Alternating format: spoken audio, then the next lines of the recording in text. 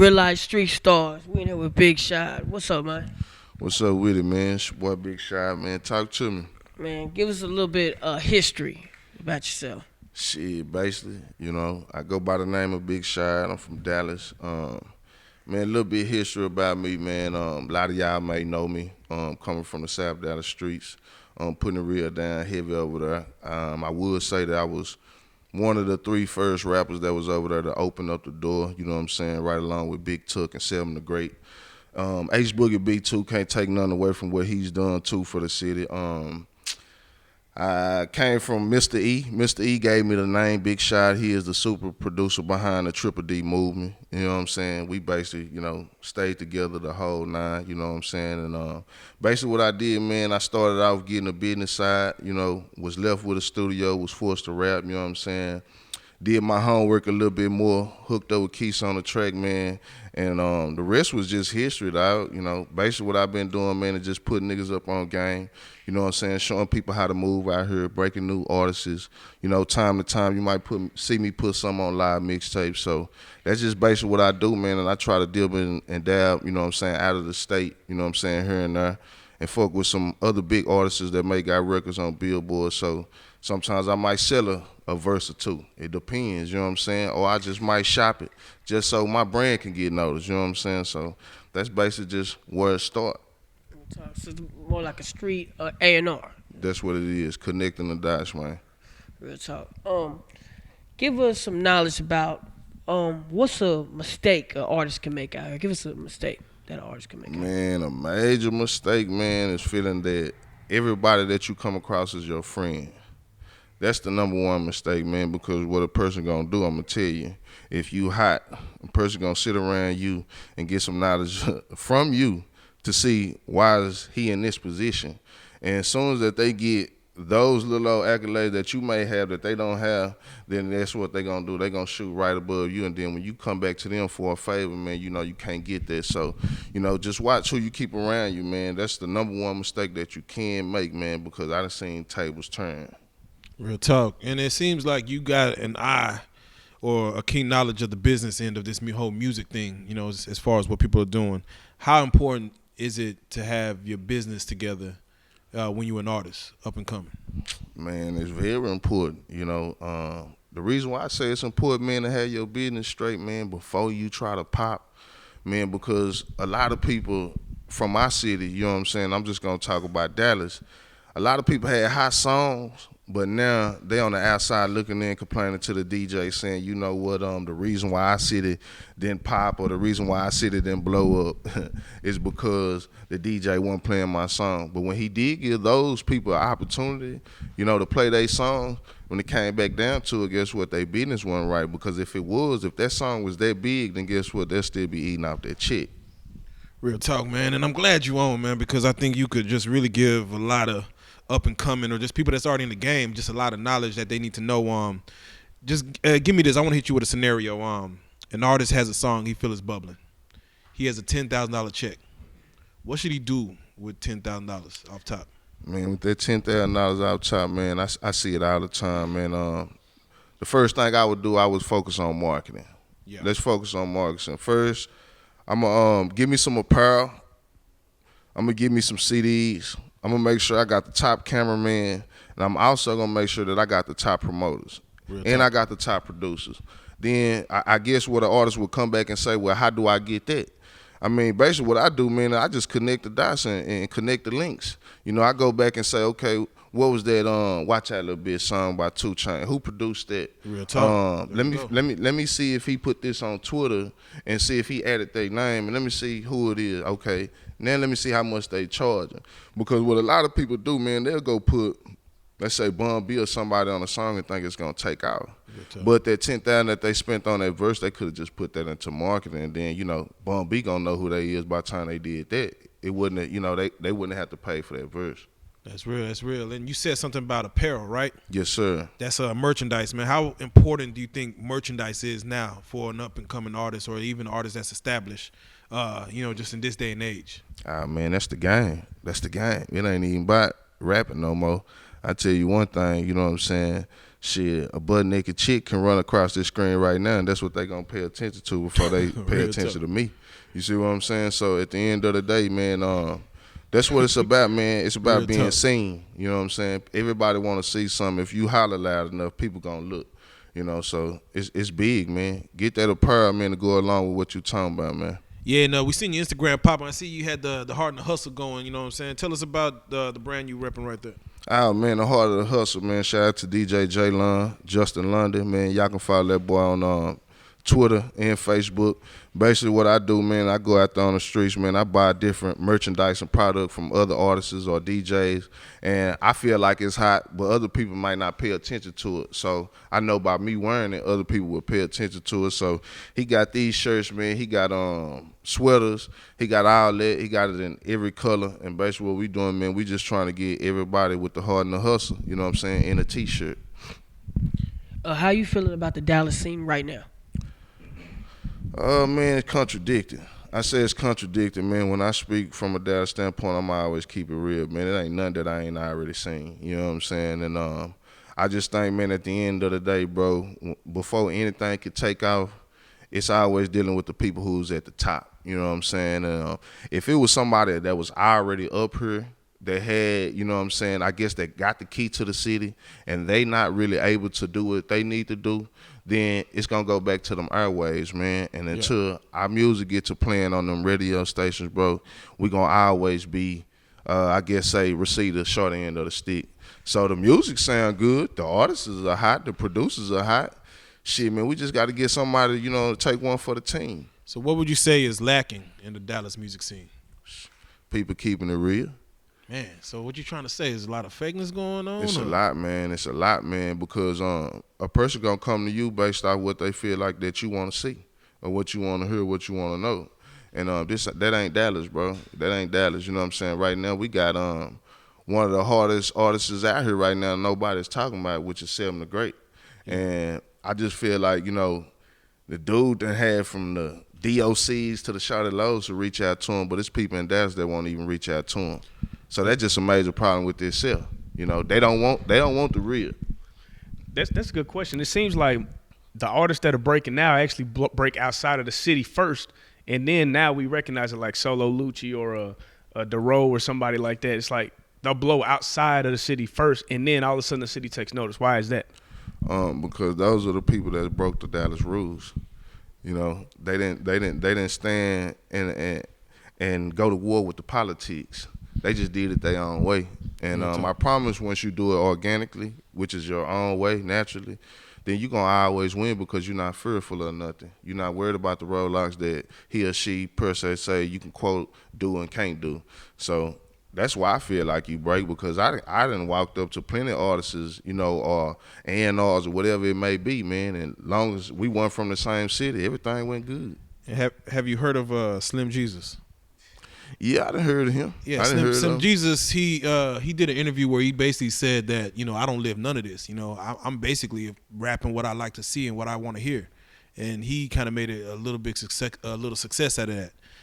Kind of being fake, I guess you could say. Like, what do you feel about when you see something like that take off? Well, I mean, I respect dude for this reason right here. He got in front of the camera and he told you the truth. Real tough. And at the end of the day, it goes back to what I said at first. This is about marketing, man. You know what I'm saying? I wouldn't want nobody to know my whole background and how many guns I pulled or how much dope I sold. You know what I'm saying? To me, that's not real. I grew up in South Dallas, one of the hardest places probably in the United States. And at the end of the day, man, for me to make it out that situation, it was a blessing. I could tell you, people like myself, it wasn't cool to just be in the hood or be around that shit. You know what I'm saying? Because you didn't know if you're going to live every day. So, I mean, it don't really bother me. I respect the dude more than I respect a person that get on there and try to act hard. How do you feel about these videos where they do the whole video in front of a stove? I guess, man, you know, part of it. But they edit the hell out the video, though. They edit the hell out that stove. I mean, it's funny, but it's smart. And I'm gonna tell you the reason why I feel like it's smart. It's because when you about your business, man, you don't really have time to wait, you know what I'm saying, 2-3 days, a week. And I'm like that, man. I don't want all these dudes around me. I don't want to do all this. You know what I'm saying? Let's shoot the video. Let's go ahead about our business. You know what I'm saying? If it's something that's going to take off, you know what I'm saying? Guys say the same. It's going to take off regardless. So if you looked at a lot of Chief Keef videos, you know, when he first blow, all of them was in the same spot. And I think that what made him blow it up, because when you looked at his videos, everything was hand in hand and was actually telling a story. So if you don't really look into that and you just look at it for what it is, you'll miss something. In Fort Worth right now, they got a lot of beef going on as far as the videos. How you feel about people coming out with rapping, beefing on video and camera? Oh, man, it just go back to their age. You know what I'm saying? A lot of people, man, you know, when I was their age, some of the same shit was going on. I probably had a couple of run-ins like that, but experience will teach your ass a lesson. You know what I'm saying? And, you know, they just doing their thing, man. But I think when money get involved and everybody start eating, ain't no problems. You know what I'm saying?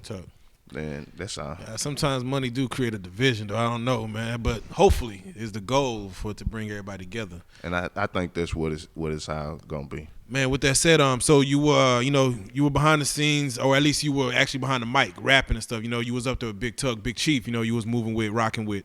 What exactly is there something that actually made you want to actually switch to being on the A&R side of it, the business side, the brand pushing side of it? Like, is it something that happened that made you say this is the way to go, or kind of give us a thought on that? Well, I mean, when you come up out of that camp, you know what I'm saying, we're rocking with Mr. E and things of that nature, and you know his primary artist is Big Chief, and you come from the same neighborhood as Big Tuck.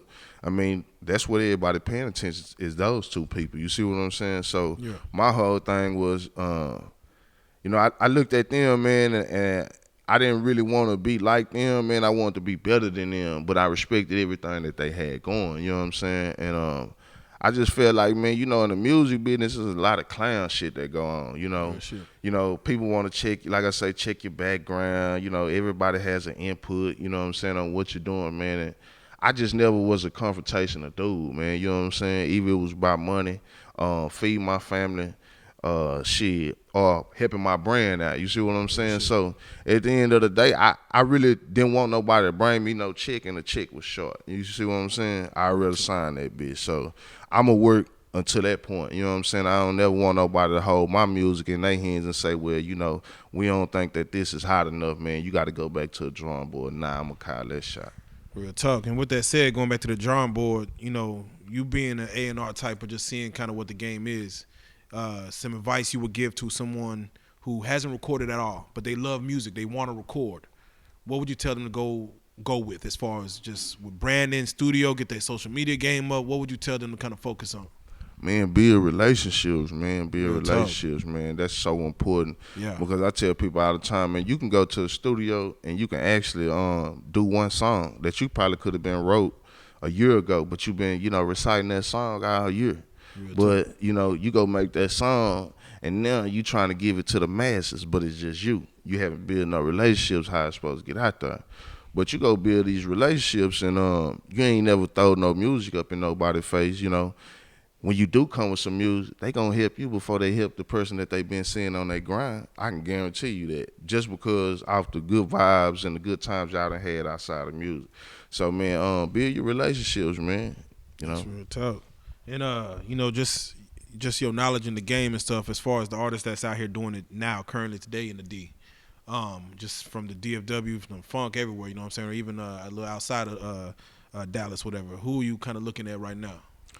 I mean, far as what, like looking at them, like far as who as would far be as, yeah, who kind of is gonna take the torch, you know what I'm saying? Who's gonna, you know, be that next?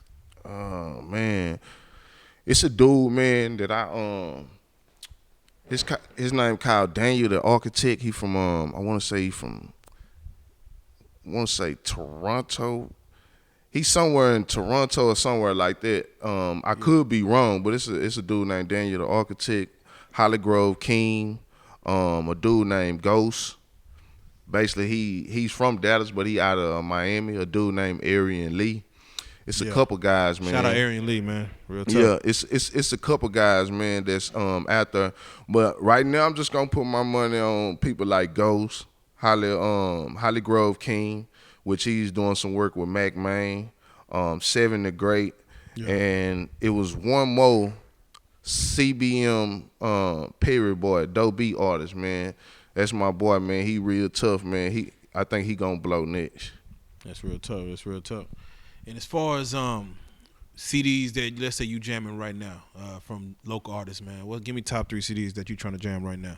Oh man, the Heart Check, C Strug, Still in the Streets, and Audio Porn, Seven the Great. I got all of them right now. That's what I'm bumping. That's real tough, real tough. And you know, hip hop in itself, you know what I'm saying? We get a lot of deaths that happen in hip hop, a lot of, you know, from the Biggie and Pac to, you know, Pimp C, everything like that. As far as give me like 3 of the biggest losses you feel hip hop has had. Oh man, Biggie, Pac, and I was let me say 4.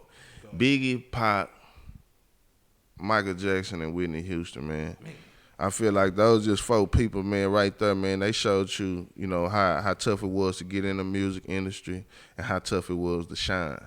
So a lot of people, man, they just think about that shine, but man, you gotta understand, man. Once you're a macho, it's things that you can do, things that you can't do, and when you get to a certain point, man, you know, it's only so much you can give the world until they stop respecting you. You see what I'm saying? So I just feel like, man, those 4 people right there, man, they changed the game for forever. And if some of those people can, you know, be in the same vicinity with those legends, I think the rap game be way different. If you had one word to sum up this year, what would it be? Grind, man. Grind. You know what I'm saying? And determination. Be those 2 words. You got any shout outs? Oh man, shout out to the whole South Dallas, man. Shout out to DJ Kiddo, Seven the Great, H Bigger B, H Dooley, the whole 4-way fam. You know, I'm rocking with them, and like I say, man, shout out to Holly Grove King, CBM Perry boy, Seven the Great, Daniel the Architect, Arian Lee, man, them boys finna blow. Give us your contact info. Man, y'all follow me on SoundCloud, OTA Jams, OTAJAMZ. Follow me on Instagram, OTA214. And the OTA stand for On the Earth, man. Anything on the earth, we're going to keep it funky, and we're going to keep it real. That's real talk. And just lastly, I just want to know this before you head out, man. As far as for an artist you feel to get their song on the radio, what do you feel like it's important that they need to focus on to get it on the radio? First, go get your shit registered first. Right. That's where you can get your shit to Street Swag Sunday. Get your shit registered.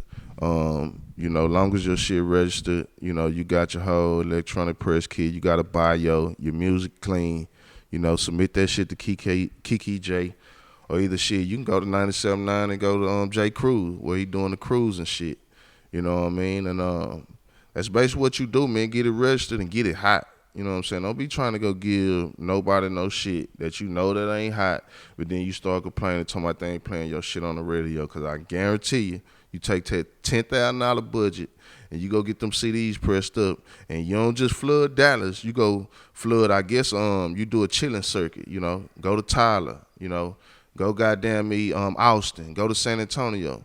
This is still damn near in Texas, you see what I'm saying? And blow that shit up. That's all, man. Well, it's a pleasure having you, Big Shodd, man. You are a real life street star. Already, man. Shout out to y'all.